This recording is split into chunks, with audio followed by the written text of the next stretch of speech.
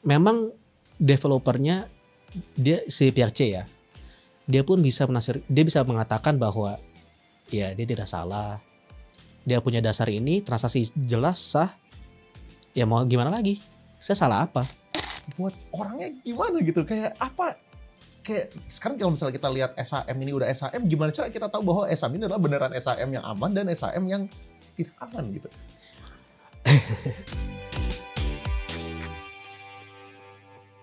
Oke, kita hari ini kedatangan Bro Fritz. Ini keluarganya pasti kalian udah tahu semua, anaknya Pak Hotman Paris dan juga CEO-nya Hukumku. Ya, dan ini hukum udah mendarah daging lah. Mau bapaknya lawyer, anaknya lawyer semua gitu ya. Usahanya lawyer juga lah. Usahanya lawyer juga, sekarang startup juga, di hukum juga gitu kan. Nah, gue sebenarnya mengundang beliau ini pengen ngebahas tentang kasus mafia tanah. Dan kebetulan kalau misalnya kita lihat bulan lalu kan ada kasus di Setia Mekar. Ya, rumah udah jadi, orang udah huni, habis itu SHM-nya udah ada, bisa digusur pula gitu kan. Dan gue lihat ini sebenarnya cerita yang berulang-ulang terjadi gitu. Dan sebenarnya kemarin gue sempat tulis di IG juga di kasus yang viral supaya DM gue gitu kalau misalnya kalian adalah korban gitu. Cuman yang DM adalah kasus-kasus yang lain-lain pada ikutan DM juga gitu. Jadi gue adain aja pakarnya supaya kita bisa langsung diskusi tentang Setia Mekar dan juga tentang kasus hukum mafia tanah in general gitu ya. Lu boleh sedikit sharing konteks gak bro tentang Setia Mekar ini? Ini akar masalahnya di mana? Dasarnya adalah dari si penjual awal menjual lagi aset yang sudah dijual ke pembeli sebelumnya. Di mana pihak A misalnya penjual jual ke pihak B. Tapi sepertinya pihak B pun tidak langsung urus, balik nama, nggak merubah sertifikatnya ke nama pemilikan baru.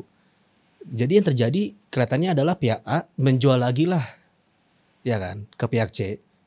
Di mana pihak C itu adalah developer dan dia bangunlah klaster itu, langsung dipecah, dibangun, dijual. Ke pihak D1, ke pihak D2, D3, D4 nah, gitu kan rame-rame. Pihak D ini ya itu orang-orang kecil, pembeli-pembeli swasta yang beli 1 unit, 2 unit dari pecahan tanah ini. Pihak B ketika mengetahui itu ya dia pasti gugat lah. Pasti menuntut haknya karena kan ada bukti transaksi, ada dasarnya, dibawalah ke pengadilan. Akan tetapi yang dibawa ke pengadilan adalah transaksi pihak A dengan pihak B. Pihak C sebagai developer itu tidak pernah tahu dong. Ya kan? Karena dia bukan sebagai pihak, urusannya apa? Jadi walaupun tanahnya itu sudah dibeli pihak C dan udah memang dikelola dibangun, masih ada urusan pihak transaksi pihak A dan pihak B ini kan. Jadi walaupun dia tidak sebagai pihak, memang seharusnya si pihak developer ini ketika mengetahui ada sengketa ini, dia bisa aja mengajukan namanya gugatan intervensi. Yaitu untuk ikut sebagai pihak karena ada kepentingan dalam gugatan pihak B dengan pihak A. Tapi kan kalau tidak pernah tahu, gimana bisa pun mereka akan tahu harus ikutan. Disitulah masalahnya. Kejadian ini sering sekali terjadi di dunia sengketa tanah. Jadi ketika si ahli warisnya pihak B-nya pun sudah menang, hakim pun hanya akan mengurus apa yang diberikan ke depannya. Tidak akan tiba-tiba hakim berinisiatif mencari tahu tanahnya ini sudah di pihak C, sudah apa. Kan dia hanya baca informasi yang kita berikan sebagai pengacaranya atau pihak dalam gugatannya. Dari situlah bergerak. Saya pun sendiri ada klien juga di Bali, apalagi di Bali lah. Sering sekali kejadian seperti ini. Mirip? Persis sama. Oh persis sama? Persis sama. Dan bedanya adalah pembeli pertama belum bayar lunas. Belum bayar lunas untuk transaksinya, baru di DP saja. Jadi si B ini ya, si B ini belum lunasin ke A. Iya. Oke, terus? Itu pun belum lunas, tapi cukup sebagai dasar bahwa dia pun pemilik yang sah. Walaupun tanahnya yang di Bali ini sudah dibangun jadi hotel. Jadi walaupun dari klaster, hotel, ataupun gedung ruko apapun, itulah dasar permasalahan yang sering terjadi di dunia pertanahan. Itu kan gila banget bro. Memang. Maksudnya gila banget gini, lu sebagai pihak D yang beli rumah, harganya itu 1 miliar. Dari pihak C, si developer. Si developer ini mungkin juga beli dari pihak A yang menjual gitu kan. C bisa bilang mungkin tidak tahu. Tapi D udah pasti tidak tahu gitu tentang kejadian itu semua kan. Iya. Dan apalagi kalau misalnya yang kita lihat adalah kan pihak D ini membeli sesuatu, ada SHM-nya, sertifikat udah jelas, IMB-nya ada. Lalu abis itu apalagi dia bisa aja nyicil bank. Iya. KPR kan. Iya. Kayak yang gue nggak kebayang itu adalah misalnya gini, misalnya gue sekarang udah ambil cicilan 10 tahun. Di tahun ketiga tiba-tiba dibongkar. Berarti kan di tahun keempat sampai tahun ke-10 gue masih harus nyicil untuk udara, bro. Iya, memang nggak usah begitu. Motor pun, mobil pun cicilannya sama ceritanya. Udah mobilnya hilang, dicuri, asetnya ini juga hilang, diambil lah, dieksekusi oleh pengadilan. Tapi memang cicilan kan adalah suatu perjanjian. Memang ada dasarnya untuk para penyicil ini memiliki dasar, dengan dasarnya aset pusat perjanjiannya itu sudah tidak ada, memang bisa dilakukan pengajuan penangguhan. Tapi memang agak argumentatif. Karena kan argo berjalan, asetnya pun di mana, dan bank pun mana berani langsung bergerak tanpa sudah ada kepastian hukum. Berarti kan masih nunggu dong sampai sengketanya selesai. Jadi berantakan itu di situ. Tapi bukannya bank ya bro ya, kalau misalnya kita mau mengajukan KPR gitu kan, bank kan selalu melakukan verifikasi atas legal standing-nya. Soalnya bank juga nggak mungkin dong mau kasih KPR kalau misalnya tanahnya ini secara hukum nggak oke gitu. Misalnya, apalagi kalau misalnya SM-nya nggak ada, segala macam gitu kan. Nah jadi kalau misalnya banknya aja nggak tahu, buat orangnya gimana gitu? Kayak apa? Kayak sekarang kalau misalnya kita lihat SHM ini udah SHM, gimana cara kita tahu bahwa SHM ini adalah beneran SHM yang aman dan SHM yang tidak aman gitu? Memang tidak ada jawaban yang sempurna. The best you can do memang ya gunakan notaris pasti kan. Dan pastikan free and clear sertifikatnya. Tapi pun data yang bisa didapatkan notaris berdasarkan kantor BPN juga kan. Masalah ini sekarang juga ada sumbernya di BPN kan. Memang banyak sumber permasalahannya, dan tantangan kita pun sebagai pembeli, kita memang harus memastikan datanya itu benar sejauh apa benarnya. Walaupun kita mau prevent, ya kejadian seperti ini kan masih terjadi juga. Jadi memang tidak ada jawaban yang sempurna, walaupun kita sebagai yang melakukan transaksinya hanya bisa ya mengecek sertifikatnya ke BPN dan ke notaris, melalui notaris juga kan dari awal pun. But there's no perfect answer. Ya soalnya gue yakin pembeli-pembeli udah pasti melewati itu kan. Udah pasti melewati notaris. Itu pun tugasnya banknya juga. Kan mereka yang memberikan hutang. Memberikan platform untuk menyicilnya. Nah berarti siapa yang salah? Siapa menurut yang salah kalau kayak gini? Ya semua jalur ini kan balik ke BPN. Mereka yang menyediakan data. Kalau misalnya sertifikat ini free and clear. Tapi dari BPN pun juga ada keterbatasan kemampuannya untuk mengetahui apabila sertifikat ini ada sengketa ataupun tidak. Contoh misalnya kalau tadi pihak B gugat ke pengadilan dari awal. Tapi tidak minta untuk sertifikatnya ini dibekukan ke BPN. Ya BPN mana tahu ada sengketa ini berjalan di pengadilan. Jadi kalaupun kita misalnya mau menggugat atas suatu aset, kita tetap harus menarik BPN sebagai pihak. Ya. Kita pun juga harus mengirim gugatannya ke BPN juga. Biar mereka mengetahui, biar kita pun sebagai pengacara wajib datang ke BPN, memastikan gugatan kita sudah diterima dan terdaftar atas SHM nomor berapa misalnya. Baru dari situ sah pembekuannya.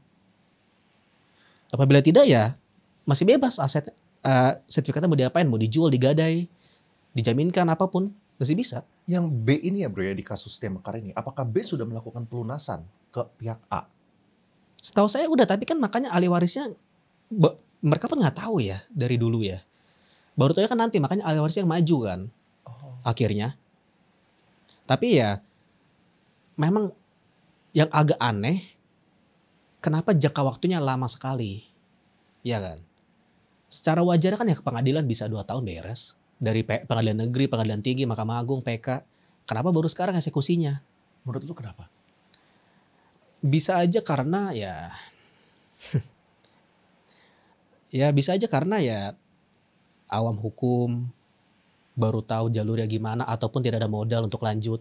Ini kita nggak tahu lah ya secara fakta gimana di lapangan. Atau memang dari ahli warisnya pun ya belum kompak lah arahnya mau kemana. Karena ya memang agak susah. Walaupun misalnya kita di sepatunya mereka, kita melihat tanahnya pun sudah dipecah, sudah ada pun pemilik-pemilik lain. Mau sejauh apa ributinnya mempermasalahkan ini, ya kan? Tapi ya untungnya mereka pun juga bisa aja mendapatkan pengacara yang tepat daripada menyerang langsung pemilik-pemilik di bawah. Mereka memilih untuk dari sumbernya aja di atas, tanpa mengikuti developernya sebagai pihak, tanpa menarik pembeli-pembeli kecilnya sebagai pihak. Kan lebih simpel jadi masalahnya. Memang itulah, bukannya saya menyatakan mereka ini mafia tanah ya, tapi memang itu praktek yang sering dilakukan dalam kasus-kasus sengketa tanah lain. Mereka mencari pemilik sebelumnya, mereka gugat pemilik itu, seolah-olah misalnya ada transaksi DP seperti yang tadi saya cerita, biar pemilik sekarang tidak pernah tahu. Itulah yang terjadi sering. Jadi kita kalau misalnya kita jual tanah pun harus hati-hati sama orang DP. Iya. Soalnya orang DP itu juga bisa dijadikan bukti bahwa dia tuh udah pernah mau transaksi, pernah mau bayar. Iya, Jadi, Kak. Dan transaksi selanjutnya tuh bisa ada kaitannya sama si orang DP ini. Gitu. Nah, biasanya itu permainan mereka adalah dalam PPJB. Karena dalam PPJB itu juga diberikan kuasa ke pembeli untuk mengurus dokumen terkait sertifikatnya ini. Bermainnya disitulah. Jadi orang baru DP, tapi kan udah tantangan PPJB. Itulah dasar yang digunakan. Dorong dia ke AJB, langsung ngurus balik nama. Itu hanya beberapa kalimat doang dalam sertifikat, dalam perjanjian itu. Yang gue gemes ini bro, kan gue yakin yang namanya SHM, kita ini di Indonesia bukan satu-satunya di dunia lah yang punya SHM, yang punya apa namanya orang bisa beli rumah. Kan kita bukan satu-satunya negara. Kan kita kan banyak case-case di luar negeri, di negara maju yang udah ada, yang menerapkannya dengan baik. Di mana kita tuh sebenarnya di Indonesia kita punya sebuah advantage. Advantage kita itu adalah kita bisa meng-copy paste apa yang udah works di luar negeri dan kita implementasikan lah di Indonesia. Nah, kira-kira ya kan lu mungkin nggak tahu apakah lu pernah ngelihat gitu di luar sana. Apa sih ideal case-nya di Indonesia supaya kita bisa berbenah dan kita jalan ke arah yang lebih baik gitu. Apa yang harus dirubah? It's all about character. Kalau di luar negeri, banyakan sistemnya sudah maju. Banyakan ke online ya. Tidak bergantungan ke pengerjaan secara manual. Sistematiknya itu sudah beres lah. Kalau di sini kan kita mau ada urus apa-apa, masih harus bawa fotokopi KTP. Masih harus datang ke kantornya dulu secara manual hal-hal ini. Yang penting dari segi sistem implementasi gimana misalnya satu transaksi jual beli terjadi, semakin maju, semakin digital ya semakin baik. Karena kita bergantungan dengan sistem, bukan dengan orang yang bekerja sesuai kapasitasnya kan. Tapi apakah orangnya sengaja nggak mau pindah ke digital bro? Supaya oknum-oknumnya ini jangan kehilangan mata pencarian. Makanya balik lagi tentang karakter. Sifat watak orang yang di negara ini ataupun dimanapun. It's all about secara massal karakter orang tuh bertingkahnya seperti apa. Mau mencari kepentingan sendiri atau mau mencari kemajuan untuk masyarakatnya, mau yang mana? That's the big question. Tapi pun kita mau mendorong untuk sistemnya maju, tapi yang mendorong sistem seperti ini siapa ya? Orang-orang itu juga. Iya. Kayak contoh yang sekarang kayak aplikasi pajak. Memang it's a good idea. Tapi akhirnya apa? Memang overloadnya kan lumayan kan. Sering ada masalah. Ataupun mindset kita sebagai direktur-direktur PT yang sebelumnya akunting kita yang ngurus, sekarang harus kita sendiri. Itu aplikasi sekian triliun tuh bro. Sedih gue loadingnya nggak loading. Iya. Pakai laptop pun mut-mutan, kalau bisa buka atau enggak kan. Ya, walaupun sistemnya idenya bagus, it's all about the character of the person behind it. Ya kan? Eksekutornya. Sama kayak startup lah ya. Gitu. Terus kalau misalnya lihat yang di case ini yang paling blunder tuh kalau itu siapa? Dan gimana cara mengubahnya? Oke, kalau misalnya kita digitalize, berarti apa yang di-digitalize? Maksudnya apakah berarti waktu dibawa ke ranah hukum, harusnya hukum itu ngecek dulu apakah udah ada SIM lain yang terbit di titik koordinat ini atau kayak gimana gitu seharusnya? yang bisa memprevent ini? Masalahnya terlalu banyak lubang hukumnya. Kita mau menjawab satu hal, tugasnya pengacara cari lubang lain kan. Memang langkah pertama baiknya untuk semuanya dibikin menjadi online, iya. Tapi pun buku tanahnya aja kadang-kadang kan masih manual juga kan, tergantung dengan RT RW setempat juga. Berantakannya pun di situ. Jadi setiap kali mau beli tanah memang dan ini harus ada keseimbangan antara pengecekan terlebih dahulu seperti apabila ada sengketa ke BPN itu semua, tapi juga harus siap mental. Apabila ada masalah akan terungkit di nanti hari. That's the best thing you can do. Semua orang pun gitu sekarang ini kan. Yang lu lihat gimana sih trennya ya? Maksudnya trennya dari segi kan lulus tahun berapa sih? Oh, baru 2017 lah ya. 2017. Yeah. Oke lah, udah lumayan, udah 8 tahun berarti kan. Oh, sekarang tahun ini. emang kesannya baru, Bro. Gue juga serasa baru lulus. Tapi ternyata udah lebih dari 10 tahun. Nah, lo ngelihat ada sebuah tren perubahan gak sih dari segi penanganan kasus hukum? Apakah kita ini lebih baik? Ya, jadi kan maksudnya gini, kalau misalnya kita sekarang lagi di posisi jelek, tapi kita mengarah ke arah yang lebih baik, kan at least hati kita lumayan tenang lah. Ya udahlah, kita jelek tapi kita ke arah lebih baik gitu. Cuman apakah kita ini lebih baik, stagnan atau justru tambah buruk gitu? Yang saya lihat sekarang sih memang dengan era presiden yang baru, jumlah kasus korupsi yang viral pun ikut menaik juga. Itu. Nah, lu ngeliat itu sebagai hal yang bagus atau yang jelek? Soalnya ini dua sisi kan. Bisa aja orang lihat, wah banyak banget yang viral. Kayak sekarang baru terjadi Pertamina, PLN. Habis itu ada apa lagi gitu. Ini liga korupsi udah makin tambah tinggi gitu kan. Nah, yang lu lihat ini bagus soalnya berarti yang korupsi disikat. Yang dulu-dulu ini cuma diem-diem doang gitu kan. Yang dibiarinin. Atau nanti sebagai jelek, wah makin banyak nih yang korupsi. Yang mana? Saya sih ngeliatnya bagus. Bahwa terserahlah dulu kepentingan politik di siapa. Terserah dulu bermainnya di pihak mana. Tidak ngelihat bulu, tidak ngelihat dia dari grup mana, tidak ngelihat dia bekerja di mana, ada korupsi ya diungkit. Iya kan? Sekarang kayak gitu yang Sekarang kayak begitu. Contohnya kayak yang mana? Ya yang Pertamina, itu sudah lama juga. Itu udah berapa lama itu? Dan hitungan yang kemarin film itu kan katanya dari kejaksaannya baru hitungan setahun ya. Terus yang kasus sawit. Ada lagi yang tentang yang dana bos atau apa tuh. Iya kan? Yang kecil ataupun yang besar diungkit semua sekarang. Lu lihat itu sebagai tren yang bagus. Sebagai tren yang sangat bagus sih memang. Udah nggak pandang bulu dihajar semua gitu berarti ya. Iya. Terus kalau misalnya lu lihat, kalau misalnya kita balik ke case yang mafia tanah ini ya, apa sih reaksi dari kementerian atau dari BPN atas kasus ini gitu? Apakah mereka memberikan atensi atau ada komentarkah tentang case ini supaya ini tidak terulang lagi atau kayak gimana? Memang di Indonesia yang sampai sekarang terjadi ada slogan no viral no justice. Memang ketika viral tentang kasus Bekasi ini langsung kan Menteri BPN pada turun. Akan tetapi kita pun sebagai pemilik kecil ini kita nggak bisa bergantung dengan mereka bergerak terus. Kan kita yang pemilik, kita punya kepentingan. Contoh sekarang kan sudah dieksekusi. Saya belum tahu kalau sampai sekarang pemilik kecil ini sudah mengajukan perlawanan eksekusi atau belum. Emangnya mereka bisa? Memang bisa apabila secara hukum. Nah secara hukum kan bisa kan bro ya. Cuman ini sebagai orang awam ya. Misalnya nih, gue gak tahu sih rumah besar berapa. Misalnya rumahnya 1 miliar gitu misalnya. Rumah 1 miliar ada berapa orang misalnya? 10 orang gitu misalnya. 10 miliar gitu ya. Kita udah habis-habisan nyicil bank gitu kan. Sekarang kalau misalnya kita mau lawan pihak B ini, D sekarang lawan B berarti kan. Nah duitnya dari mana? Habis itu juga dari segi kans buat menangnya tinggi atau enggak. Lalu apakah jangan-jangan kita spending buat lawyer itu nggak nutup sama sekali buat hasil yang kita dapatkan gitu kan? Saya sih nggak bisa jawab ya kalau secara prakteknya gimana.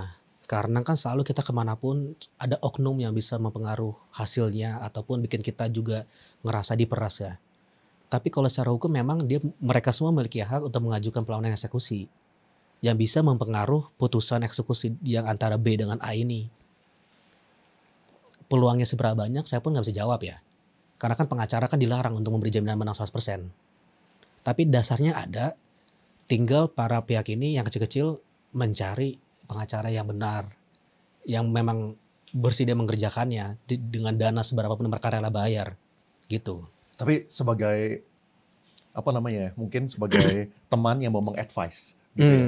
Apakah lu meng-advise, ini kalau misalnya temannya korban yang D ini gitu ya, apakah lu meng-advise mereka untuk ambil jalur hukum soalnya kelihatannya berpotensi untuk mendapatkan sesuatu setelah mereka melewati jalur hukum, atau lu advice-nya udahlah ini nggak bisa dilewat? Ya kita sendiri gimana? Kita udah puluhan tahun tinggal di sana, rumahnya hilang, masa kita diam aja? Pasti mau maju dong, iya kan? Apalagi misalnya masih ada cicilan di bank. Dengan dasarnya dia mengajukan gugatan eksekusi itu, perlawanan gugatan eksekusi itu yang bisa digunakan untuk menangguhkan cicilannya dulu. Oh, minimal untuk cicilannya dulu. Iya, pertama itu dulu lah yang masih berjalan. Karena kan bank, for them ini kan bisnis ya. Mereka perlu dasar yang kuat untuk mereka bisa berhenti dulu menerima cicilannya. Ya apalagi kalau nggak gugatan pengadilan yang memang tentang aset yang dasar cicilan itu, ya kan? Kayak motor hilang, mau cicilan stop apa? Laporan polisi dulu kan, baru bisa di stop cicilannya. Gitu. Berarti kalau misalnya ini supaya mereka bisa stop bayar cicilannya, mereka harus punya dokumen apa? Apakah lapor ke apa? Kayak gimana? Ya kan pasti mereka ada dasar lah bahwa rumah ini telah dieksekusi berdasarkan putusan apa. Itu yang kita gugat ke pengadilan untuk melawan putusan eksekusi dalam putusan itu. Itulah dasarnya. Ditambah baru kita mengeluarkan buktinya. Kenapa rumah gue yang dieksekusi? Ini loh gue ada SAM-nya gue sendiri. Kenapa dia di kesana? Tapi ya tetap aja. Memang developernya dia si pihak C ya. Dia pun bisa mengatakan bahwa ya dia tidak salah. Dia punya dasar ini, transaksi jelas sah. Ya mau gimana lagi? Saya salah apa? Ya C kan pasti bayar lunas ke A kan soalnya. Saya sih nggak gituin, tapi apakah C itu lunasin ke A? Lu ngikutin nggak ya? Tahu nggak? Masalahnya gini, kalau pihak D gugat si A, kan jalur hukumnya nggak nyambung. A tinggal bantah aja. Berarti D pasti gugatnya si C. Si C. Oh. C baru gugat ke A. Itu yang berantakan sistemnya hukumnya sekarang. Memang benar, kalau secara hukum kita nggak bisa menggugat orang yang kepentingannya tidak langsung berhubungan dengan urusan kita kan. Tapi ya di masalah tanah ya seperti ini. Bisa terjadi pun karena pihak yang bersangkutan tidak perlu ikut sebagai pihak apabila ada sengketa. Hanya pihak yang menerima uang dan membayarnya cukup. Itulah yang berantakan sekarang ini.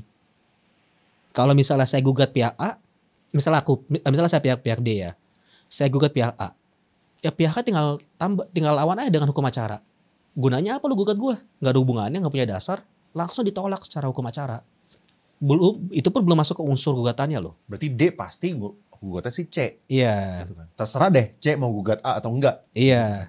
Dan itu pun murni urusan perdata kan, tentang uang. Berarti hanya ada hubungan uang. Karena gimana bisa kita laporin si developernya penipuan, penggelapan.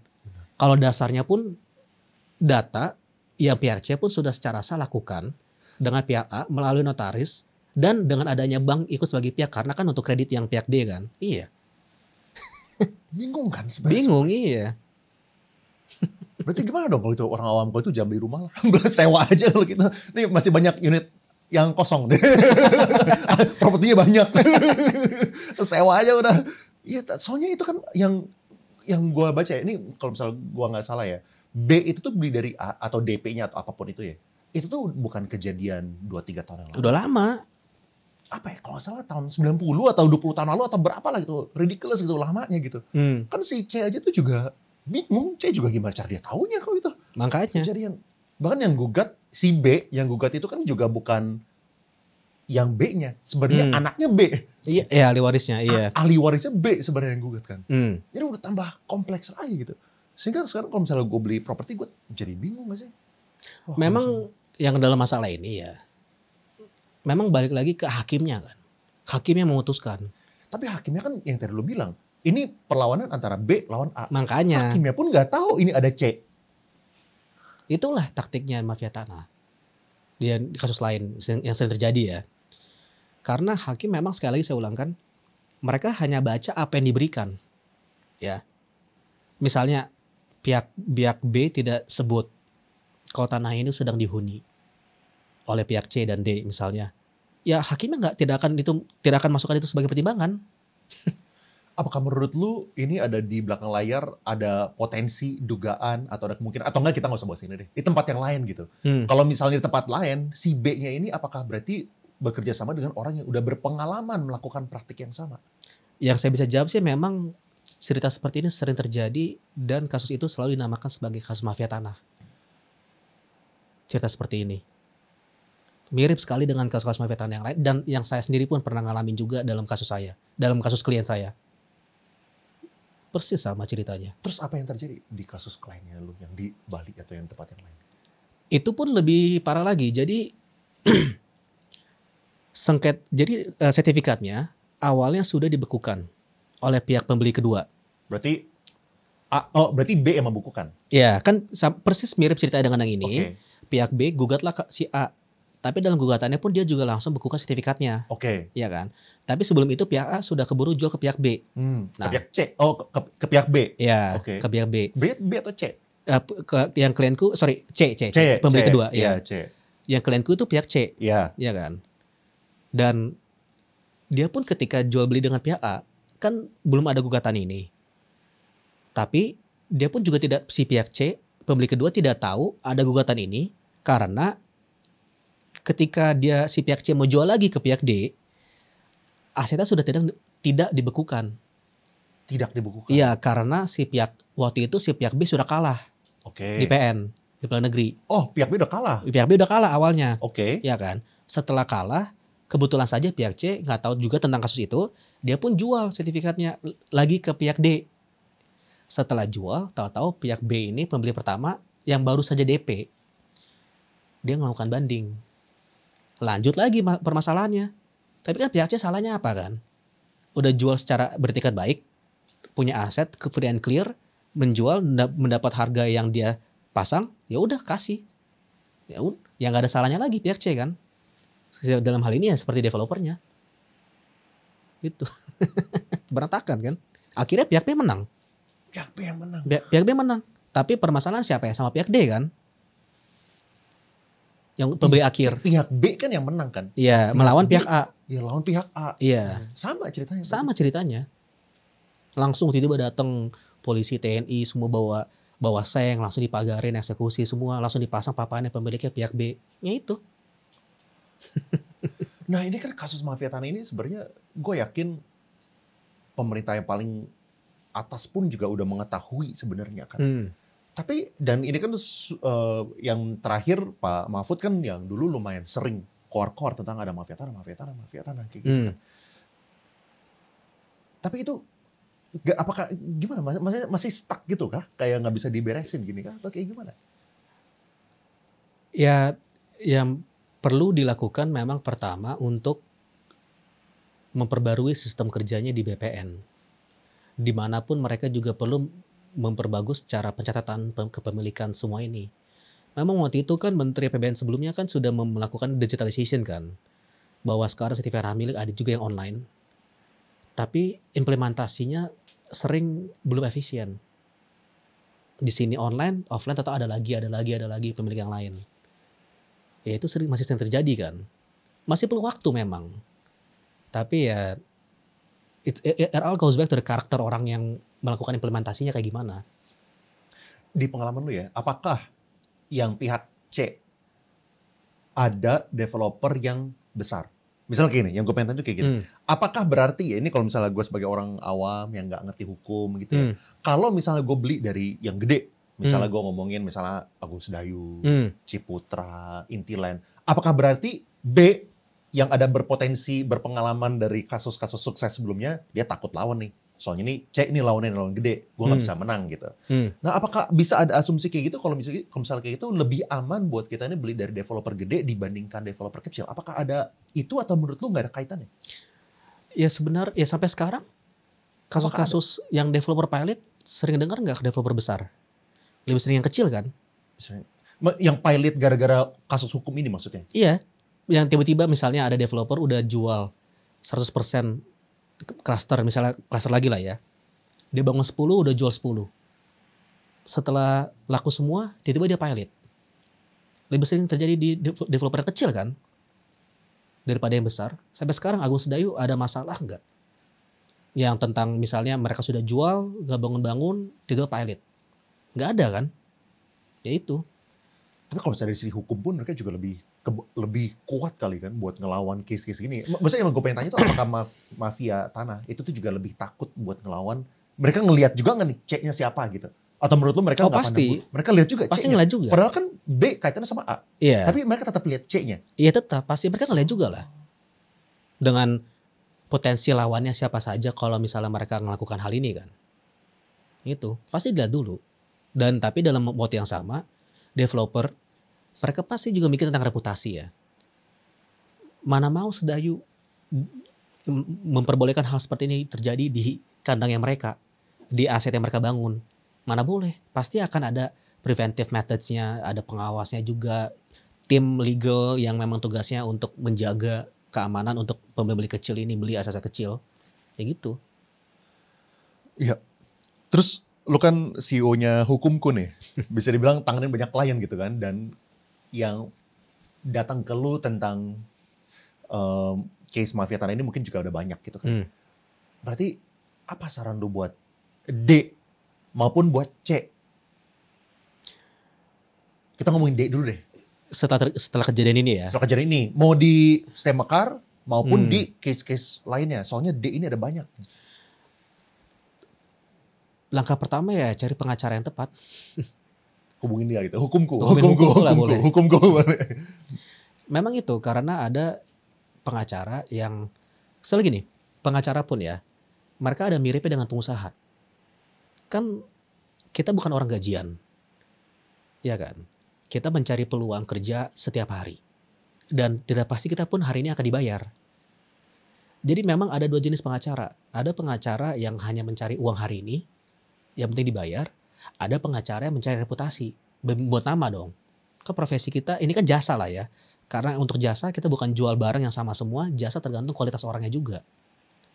Jadi memang langkah pertama itu untuk mencari pengacara yang tepat dulu. Salah satu concernnya orang awam ya bro ya.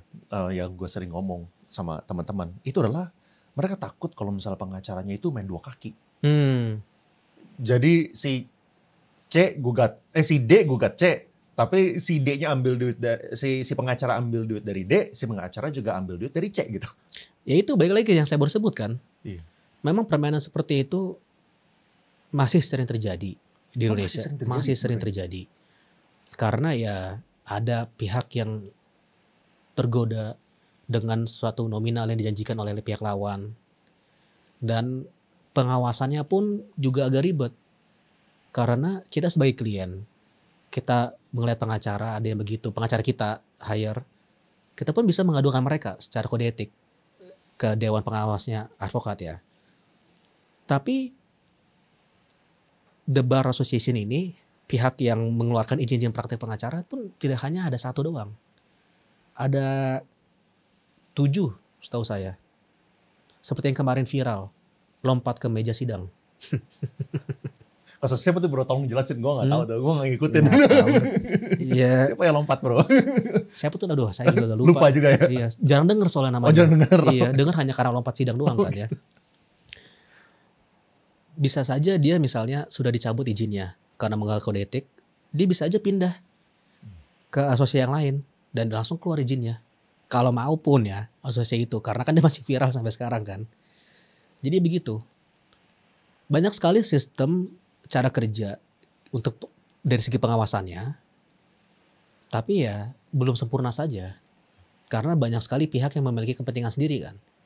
Kalau kita sebagai pemilik, jangan lupa, asosiasi pengacara ini pun itu tuh bukan dari pemerintah, tapi bisa ditafsirkan sebagai swasta.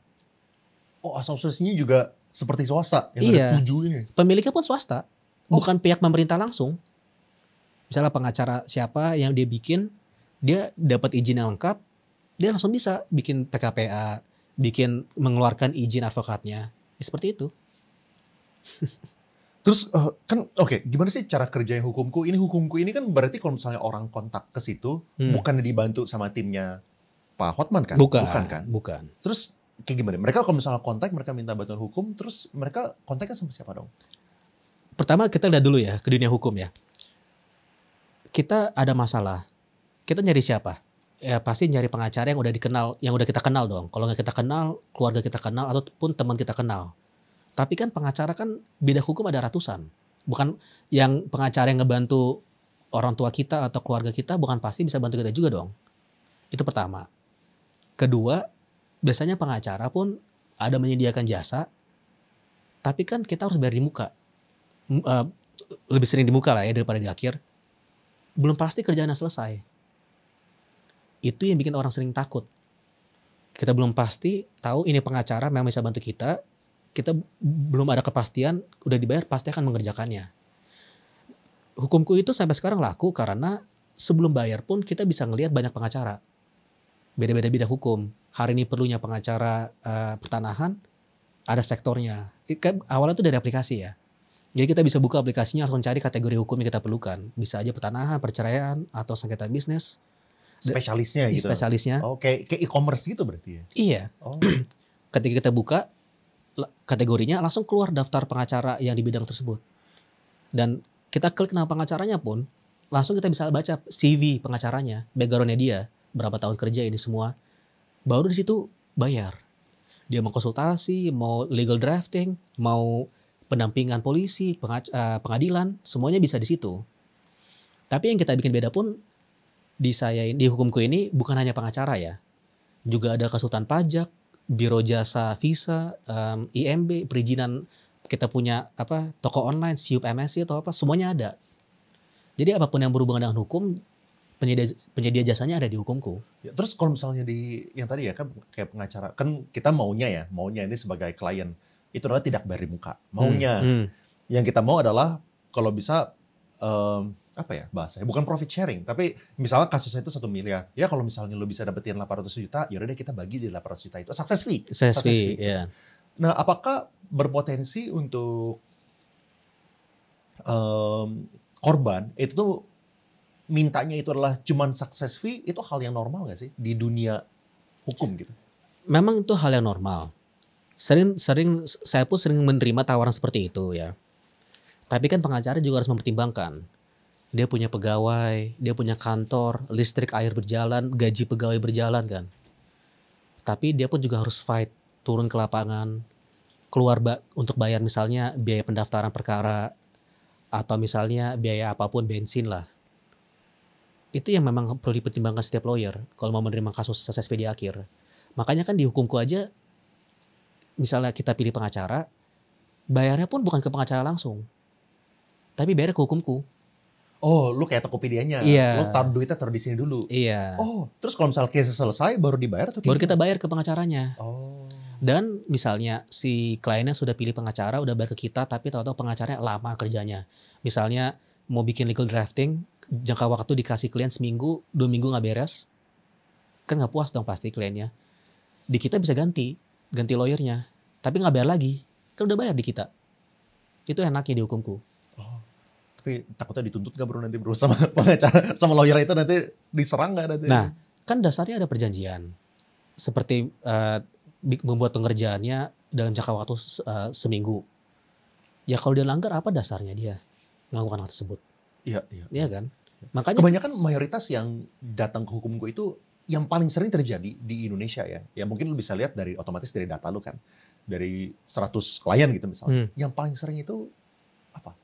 Kalau secara massal yang banyak terjadi itu pinjol. Pinjol? Pinjol masih tinggi jumlah yang masuk di kita ya. Loh, pinjol yang lapor siapa? Bukan lapor, dia datang gak ada masalah kan. Nah, ya si yang peminjamnya. Peminjam mereka datang masalah kan mereka gak bayar. Terus berarti kan mereka salah gara-gara mereka gak bayar. Memang mereka salah. Jadi itu dilemanya sebagai lawyer kan. Kamu datang ke kita katanya ada masalah ini itu, tapi kan masalahnya pun terjadi karena dari dia sendiri. Tapi banyak juga permasalahan pinjolnya adalah dengan cara penagihnya ini. Oke. Ya kan? Apa yang paling parah yang sering dengar? Atau bukan yang paling parah lah, yang paling sering terjadi? Iya, mereka datang ke tempat kerjanya. Jadi debt collector datang ke tempat kerja. Iya, yang banyak orang tidak mengerti itu adalah kalau dari segi pinjol ini, mereka download aplikasinya. Kita sebagai pengguna, kita memberikan mereka akses ke HP kita. Kan sering kan kita download aplikasi, mereka minta permission untuk kita bisa akses HP-nya. Dari situlah ketahuan Lokasinya di lokasi, contact list-nya, itu yang sering tertiak mereka. Contact list-nya ataupun tempat kerja di mana. Foto pun juga bisa mereka akses. Foto di HP kita. foto di handphone mereka bisa akses. Iya, karena kan kita yang secara sukarela memberikan persetujuan untuk mereka bisa mengakses HP kita. Itu yang masih banyak orang awam. Gitu. Jadi handphone, jadi kayak misalnya kita download aplikasi pinjol.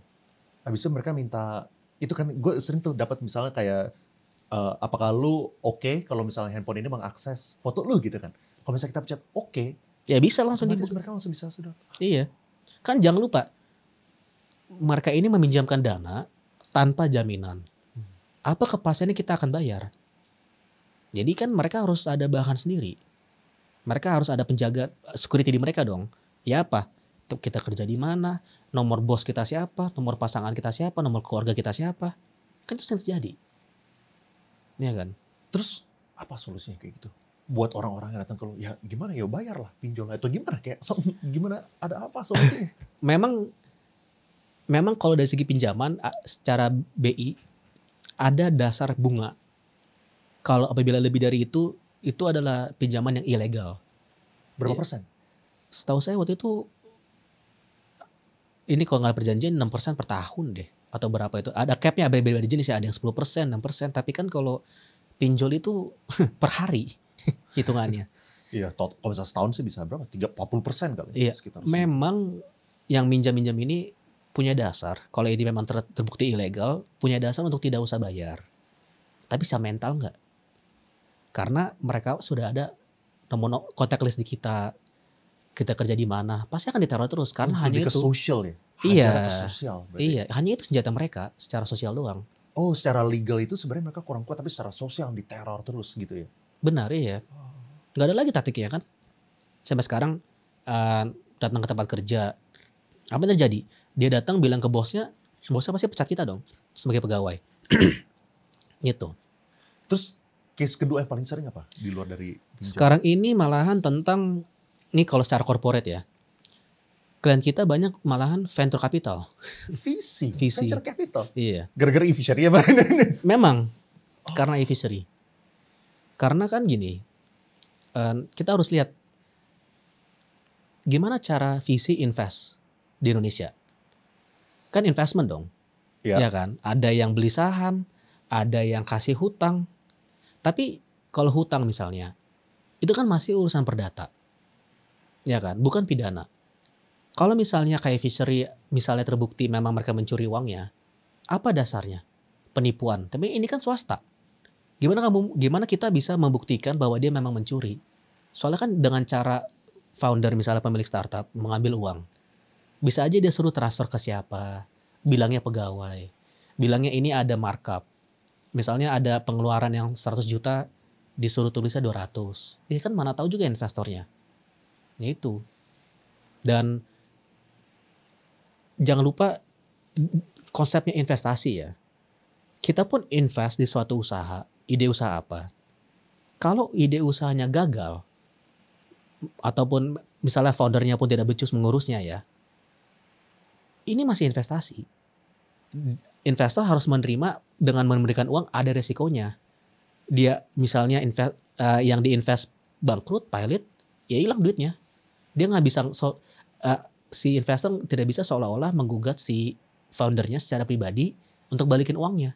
Kan memang beneran gagal usahanya. Itu. Nah, tapi oke, kalau misalnya bisnisnya ini gagal, bangkrut, gue rasa mayoritas VC itu pasti ngelihat itu sebagai hal yang lumrah lah. Ya mereka udah tahu sebelum mereka invest, kalau misalnya udah dijalankan dengan baik, tapi abis itu bisnisnya nggak jalan, ya mereka bisa menerima. Tapi terjadi kan mereka pasti tidak menerima kalau misalnya duitnya itu tidak digunakan dengan baik kan, diambil buat sendiri segala macam gitu kan. Tapi kalau e-fishery ya, jangan lupa VC ini mereka untung dari exit kan, menjual, Untung dari exit. iya kan, Oke. menjual saham di valuasi yang mereka dulu $10 misalnya bisa jual $100. Benar, Kan cuma dari situ, benar. ya kan. Tapi valuasi berdasarkan apa? Pembukuan kita dong, pembukuan si startupnya kan, bagus atau tidak? Potensi revenue gimana? 6 bulan ke depan, setahun ke depan, ya kan? Siapa yang salah kalau misalnya startup visinya ini sudah keluar sebelum ketahuan tahu-tahu pembekuannya ini palsu. Saya pun udah baca Nah, laporannya. ini kan tricky kan? Iya.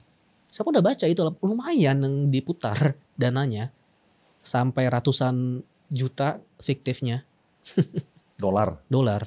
Iya. Dan makanya kan ketika ini kasusnya keluar memang kan Northstar memang dalam tahap negosiasi kan.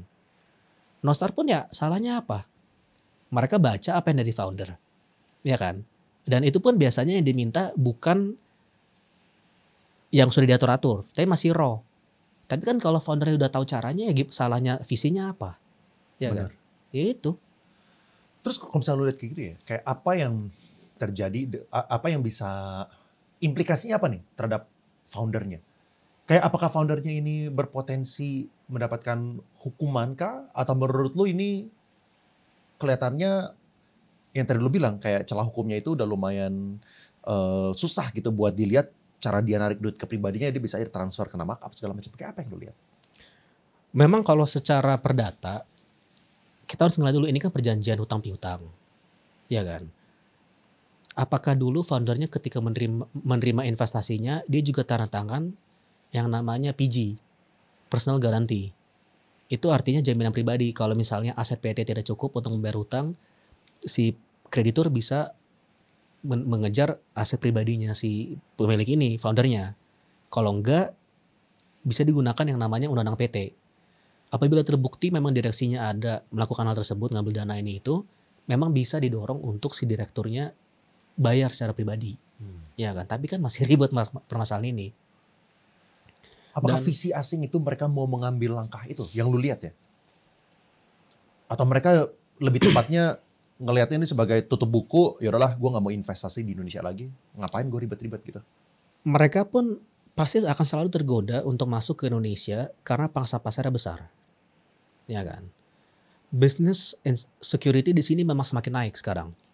Ya. Oh lu lihat semakin naik? Saya lihat semakin naik, tapi mereka pun masih ada preventifnya dengan dasar apabila ada sengketa bukan ke pengadilan lokal, tapi ke BANI atau ke pengadilan arbitrasi yang di Singapura.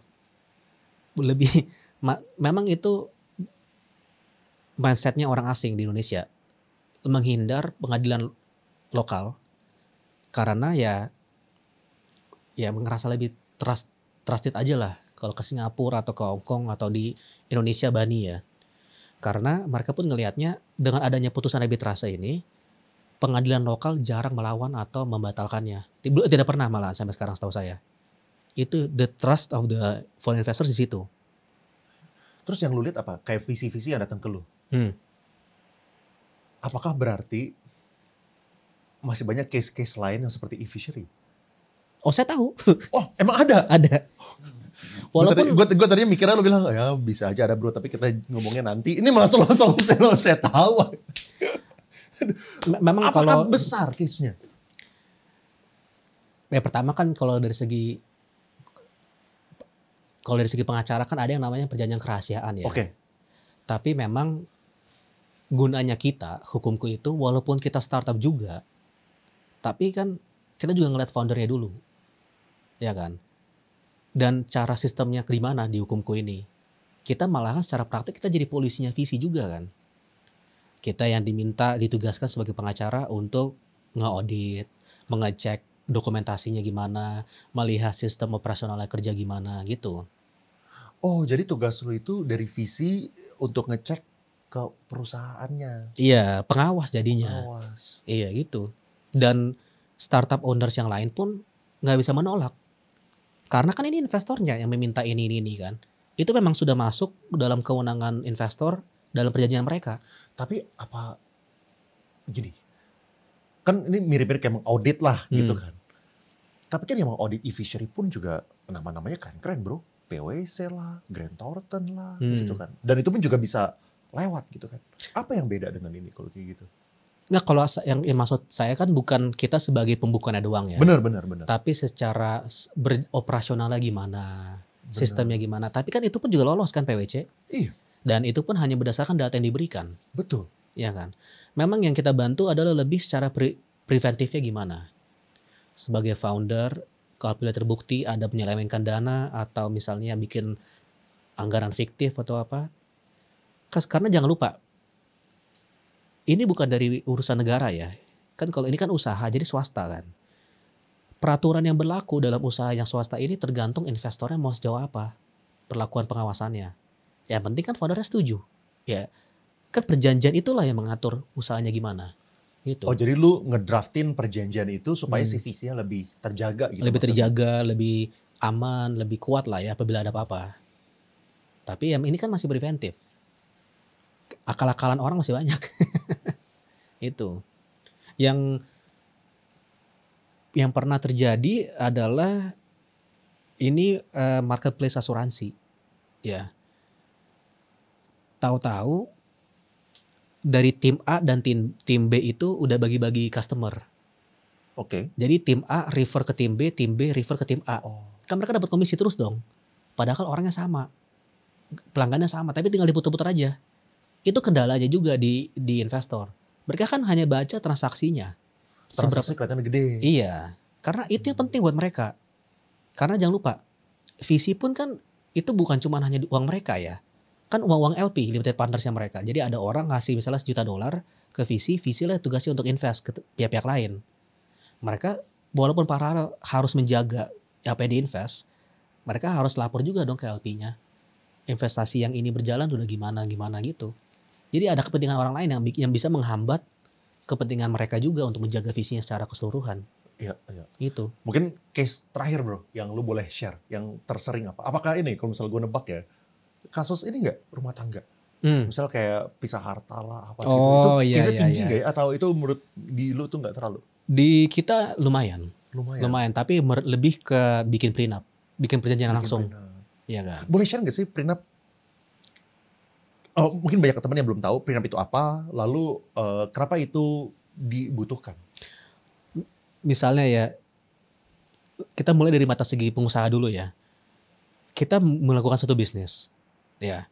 Kita ngambil hutang sana sini untuk bisa membangun usaha kita. Tapi kan tidak semua peluang lancar ya. Dan ketika lagi apes ya harus pilot, bangkrut, nggak bisa bayar hutang dong.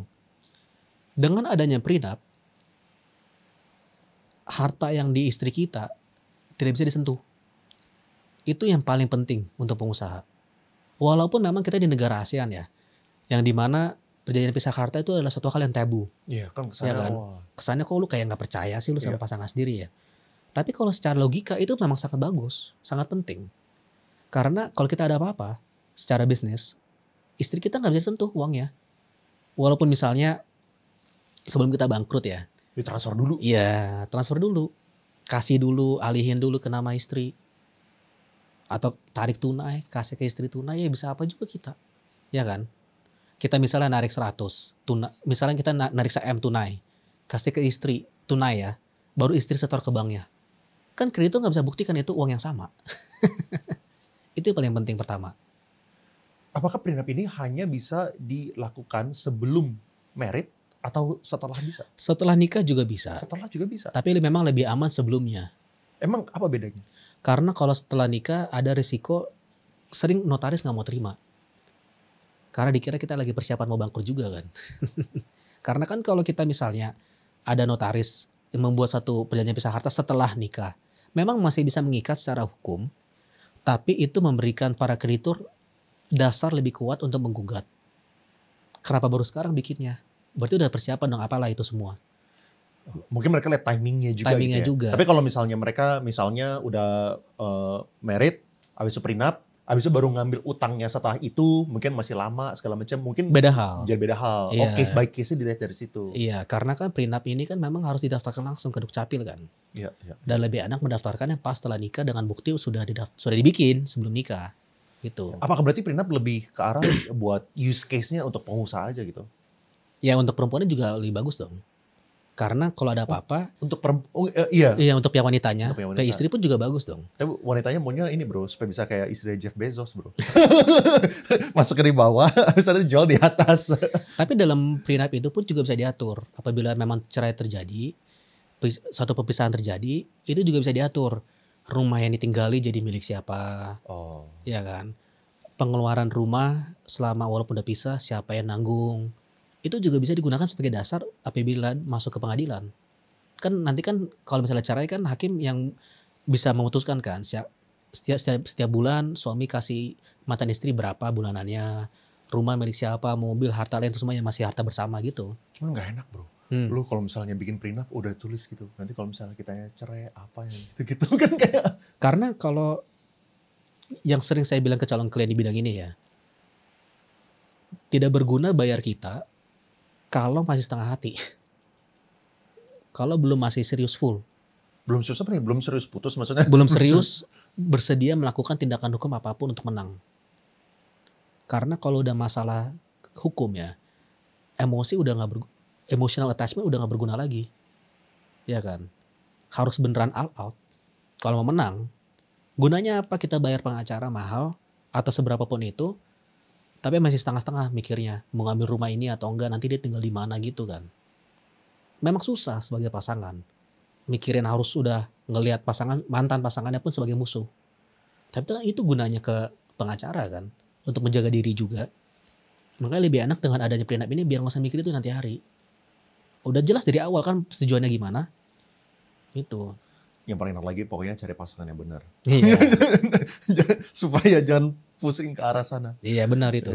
Ya mungkin boleh sharing ini kali ya, final words dari lu atau tips gitu ya. Kayak dari teman-teman supaya mereka bisa nggak kejebak lah. Terutama kayak misalnya di case mau di tanah atau di yang lain-lainnya gitu. Kayak apa advice yang lu bisa kasih?